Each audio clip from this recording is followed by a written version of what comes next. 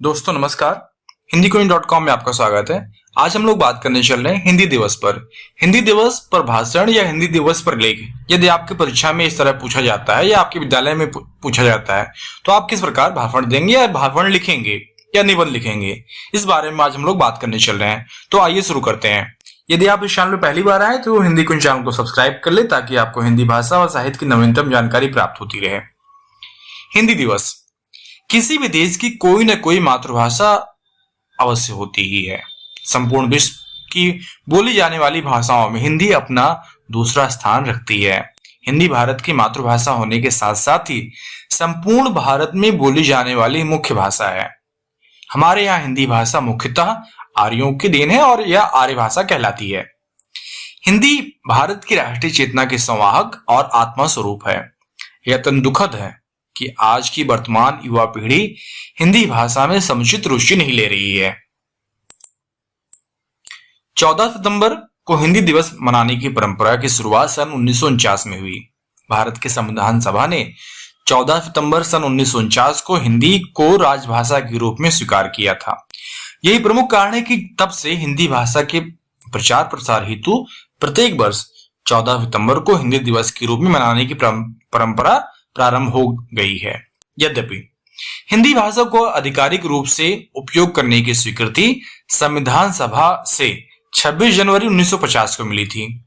इसीलिए इसी क्रम में 10 जनवरी को प्रतिवर्ष विश्व हिंदी दिवस के रूप में मनाया जाता है। अब हम लोग बात करते हैं हिंदी दिवस मनाया कैसे जाता है। हिंदी दिवस पर लेख, निबंध लिखने, भाषण आदि का आयोजन आदि करने की परंपरा है। बहुत सारे संस्थान जो कि बड़े होते हैं और वे सब जैसे स्कूल हो गए, कॉलेज हो गए, कार्यालय हो गए, हिंदी दिवस को एक महान उत्सव के रूप में मनाते हैं। हिंदी स्कूल कॉलेजों में इस अवसर पर हिंदी दिवस पर कविता, हिंदी कहानी, हिंदी निबंध लेखन इत्यादि कार्यक्रमों का भरपूर सोत्साह आयोजन किया जाता है।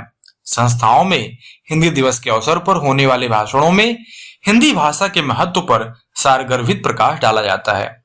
इस अवसर पर पुरस्कार वितरण समारोहों का भी आयोजन किया जाता है। भारत के महामहिम राष्ट्रपति महोदय के द्वारा हिंदी साहित्य क्षेत्र में विशेष योगदान करने वाले और बेहतर करने वाले विद्वानों और महानुभावों को पुरस्कार प्रदान किया जाता है। यह ज्ञातव्य है कि सन 1986 द्वारा में कुछ स्थापित कुछ पुरस्कारों का नाम 25 मार्च सन 2015 में परिवर्तित किया गया है। अब इंदिरा गांधी राजभाषा पुरस्कार और राजभाषा कीर्ति पुरस्कार को परिवर्तित करके राजभाषा गौरव पुरस्कार कर दिया गया है। हिंदी दिवस मुख्य रूप से हिंदी भाषा के प्रचार प्रसार और महत्व पर बल देने के लिए मनाया जाता है। आज हमारे समाज में हिंदी की उपेक्षा करने की परंपरा बढ़ती जा रही है। हिंदी की अपेक्षा अंग्रेजी बोलने वालों को अधिक सम्मान की दृष्टि से देखा जाने लगा है। सरकारी नौकरियों के इंटरव्यू करते समय अंग्रेजी बोलने वालों की वरीयता देने की परंपरा चल पड़ी है। हिंदी दिवस का आयोजन उपयुक्त नकारात्मक परंपराओं से बचने, राष्ट्रीय भाषा हिंदी के महत्व को रेखांकित करने और अपनी राष्ट्रीय अस्मिता, राष्ट्रीय संस्कृति पर जोर देने के लिए किया जाता है। हिंदी दिवस के आयोजन का एक प्रमुख उद्देश्य यह भी है कि सभी भारतीयों, खासकर युवा वर्ग में हिंदी भाषा के प्रति रुचि और हिंदी भाषा के महत्व के प्रति समझ अनवरत विकसित होती रहे। मेरे विचार से हिंदी भारत की सिर्फ राजभाषा ही नहीं अपितु संपूर्ण भारतीयों और भारतीयता की पहचान भी है। इसमें तनिक भी संदेह नहीं कि अंग्रेजी भाषा का प्रचलन लगभग संपूर्ण विश्व में है, परंतु यह भी सत्य है कि हिंदी भाषा भारतीयों की आत्मा है। हिंदी हमारे व्यक्तित्व को परिभाषित करने का एक माध्यम है। आज हिंदी दिवस के उपलक्ष्य पे मैं सभी भारतीयों को यह आह्वान करता हूं कि अपनी भाषा को स्वीकार कर उसके उत्थान के लिए कार्य करें। हिंदी बोलें, हिंदी लिखें, हिंदी पढ़ें और हिंदी सुने भी। हिंद देश की वासियों को यही शोभा देता है। सभी भाषा सम्मान की योग्य है, परंतु अपनी भाषा को उचित सम्मान देकर ही दूसरी भाषा को अपनाना चाहिए। यही देशभक्ति है। इस क्रांति की लहर भारतवर्ष में उठनी चाहिए, तभी परिस्थितियां बदलेंगी और हर दिवस हिंदी दिवस के रूप में मनाया जाएगा। धन्यवाद।